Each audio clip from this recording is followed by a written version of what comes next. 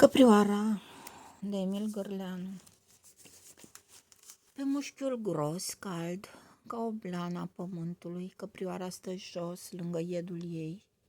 Acesta și-a întins capul cu botul mic, și umed, pe spatele mamei lui și cu ochii închiși se lasă dezmierdat. Căprioara îl linge și inima ei și limba ei subțire culcă ușor blana moale mătăsoasă a iedului. Mama îl privește și în sufletul ei de fugarnică încolțește un simțământ stăruitor de milă pentru ființa fragedă căreia i-a dat viață, pe care a hrănit-o cu laptele ei, dar de care trebuia să se despartă chiar azi, căci vremea înțărcatului venise de mult încă. Și cum se uită așa cu ochii îndurerați, din pieptul căprioarei scapă ca un munget înăbușit. Iedul deschide ochii, căprioara se îmbărbătează, sare în picioare și pornește spre țancurile de stâncă din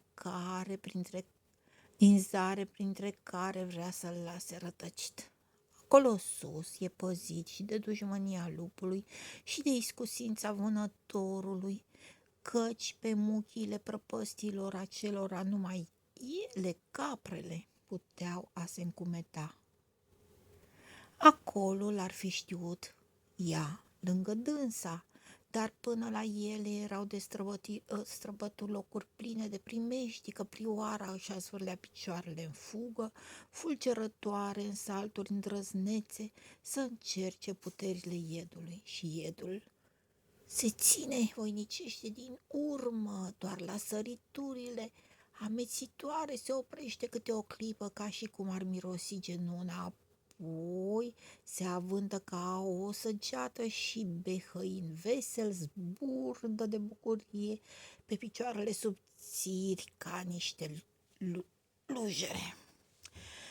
Dar trebuiesc să coboare, să străbată o pădure ca să urce din nou spre țancuri. Căprioara contenește fuga, pășește încet, prevăzătoare, trece din poiană în poiană, intră apoi sub bolți de frunze, pe urmă prin hrube adânci de verdeață, până ce pătrunde în inima întunecată ca un iad a pădurii.